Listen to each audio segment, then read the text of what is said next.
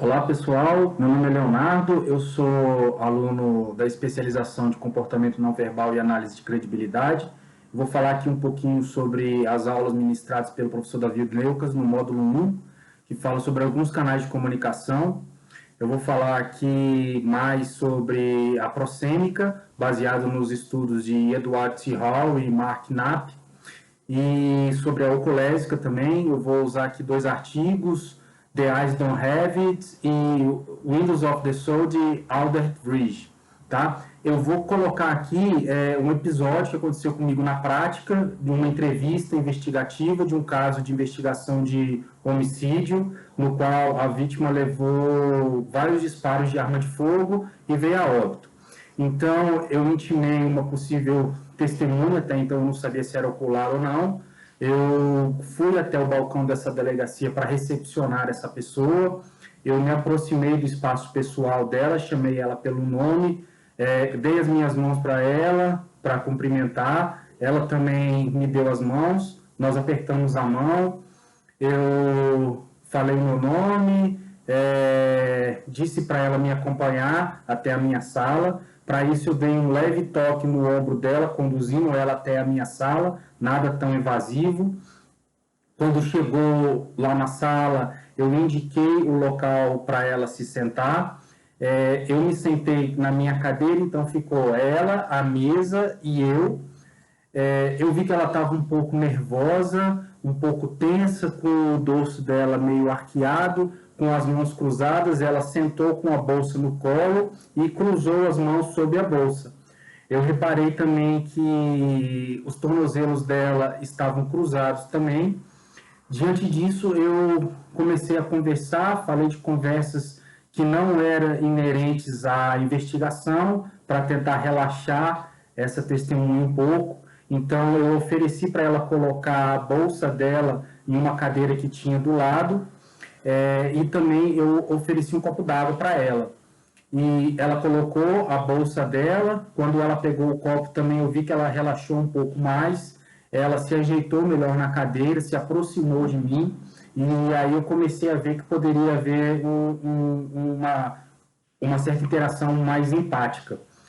Diante disso, eu pedi para ela me relatar o que ela tinha visto, né, no dia dos fatos. Primeiro eu fiz toda uma elaboração de retomada ao contexto, e ela começou a fazer o relato livre, e eu, para me mostrar também interessado no assunto, eu comecei a fazer head nods bem lentos com a cabeça, para dar confiança para ela e para incentivar ela a falar, né? E eu vi também que os olhos dela ficavam na direção dos meus olhos, e de acordo com os artigos estudados, os nossos olhos se movem de acordo com aonde quer a nossa atenção. Então, ela conversava comigo de uma forma profissional, olhos nos olhos, ela desviava o olhar para o nariz, às vezes desviava para outros lugares, mas sempre mantendo a atenção em mim, e eu também para com ela. Diferentemente do que a PNL fala, de movimentos oculares, que significa construção, lembranças de sons, lembranças de sentimento interno, nós vimos aqui nos artigos, principalmente o The Eyes Don't Have It, que esse movimento ocular não tem essa relação direta com essas informações cognitivas de lembrança, reconstrução, mas sim nossos olhos se viram para onde a gente requer atenção. Diante disso, eu vi que a prosêmica estava adequada, mas que eu podia chegar um pouco mais próximo a ela, no seu espaço pessoal. Diante disso, eu saí da posição que eu estava, fui do lado da posição dela, tirei a minha cadeira, fui para o lado da posição dela, de forma que a gente ficou meio que numa diagonal. De acordo com aqueles estudos da nossa aula, de um espaço mais sociopetal, para facilitar ainda mais essa interação. Eu vi que ela não se incomodou, pelo contrário, ela continuou de forma parcialmente relaxada e continuou a se expressar. Quando eu me sentei do lado dela, eu levei 3 fotos de 3 suspeitos, sendo que quando ela viu a de um suspeito, ela virou a cara, fechou momentaneamente os olhos e se afastou para trás. Então, esses três conjuntos de sinais aí formaram um cluster que eu achei bastante interessante. Justamente quando eu mostrei essa foto, que era do suspeito que eu tinha, que poderia ser o suspeito principal, ela se afastou, então vai aí de acordo com os princípios do Edward T. Hall, que nós costumamos nos afastar daquilo que a gente não gosta e se aproximar daquilo que a gente gosta. Juntamente ela desviou o olhar, né? Então ela saiu da atenção dela para aquela folha de papel e fechou um pouco os olhos, o que a gente chama de gaze aversion ou eye blocked. Então eu senti muito desconforto dela ao ver essa foto. E quando ela retornou para a posição dela, que ela estava já na linha de base, ela olhou para o alto de novo, desviou um pouco o olhar, tomou o fôlego e falou: policial, era essa pessoa que estava com a arma. E quando ela falou arma, ela fez um gesto emblemático, sincrônico com a fala, o que deu uma grande credibilidade para essa informação. Bom, diante disso, então, eu pedi para que ela continuasse falando sobre aquele suspeito, e toda vez que ela falava sobre esse suspeito, eu comecei a notar que um desvio maior no olhar dela. Então, eu vi que realmente criava um certo incômodo dela falar dessa pessoa, o que possivelmente mostra alguma relação de inimizade ou de aversão entre essa pessoa da foto e ela. Como eu falei, ela continuou narrando, falou mais algumas informações importantes, ela fez alguns gestos ilustradores também, que deu grande credibilidade ao discurso dela, principalmente com relação ao local. Ela indicava, fica perto do mercadinho tal, você precisava virar uma rua direita, tinha um prédio em construção. Então, isso tudo foi dando grande veracidade ao discurso dela.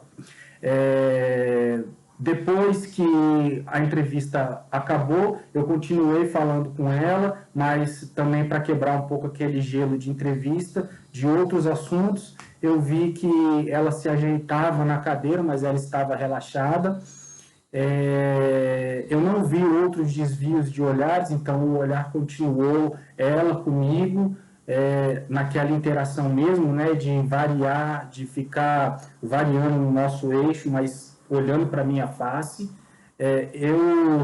No final de tudo, eu me levantei, né, eu agradeci a ela pelas informações, e um fato interessante aqui é que ela gerou grande empatia comigo, e acho que se sentiu tão aliviada em relatar o que ela sabia, que até então ela não tinha falado, que no final da entrevista ela me abraçou, ela começou a chorar, ou seja, ela me levou para o espaço íntimo dela, ou seja, ela estava com grande confiança em mim, para deixar eu adentrar nesse espaço íntimo, me agradeceu, começou a chorar um pouco, disse que estava com medo, né, que o depoimento dela poderia comprometer, mas eu expliquei a situação.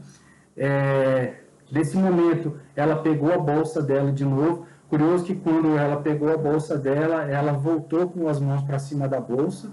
Não sei o que tinha dentro da bolsa, ou se era um gesto mais para pacificar, para trazer um objeto que ela gosta, que ela tem estima, para perto dela. E eu toquei novamente os ombros dela, indiquei a saída e levei ela até a saída da delegacia. Depois, quando eu fui analisar essa abordagem que eu fiz com essa testemunha, eu vi o quão importante é o estudo da proxêmica, principalmente no sentido da gente não ser tão invasivo, de adentrar o espaço íntimo de uma outra pessoa sem ela permitir. E eu vi também que a proxêmica é algo dinâmico e que a interação dessa pessoa com o ambiente e comigo, ela começou a variar de acordo com a ambientação dela na minha sala e de acordo com o que eu falava com ela, de forma que eu conseguia perceber quando tinha alguma brecha que eu poderia me aproximar dela, ou quando ela estava mais fechada, que eu tinha que fazer alguma coisa, ou conversar, ou falar para ela tirar a bolsa, de forma que ela se relaxasse um pouco mais, para ela começar a me relatar de uma forma mais precisa, né? E sem tanto receio.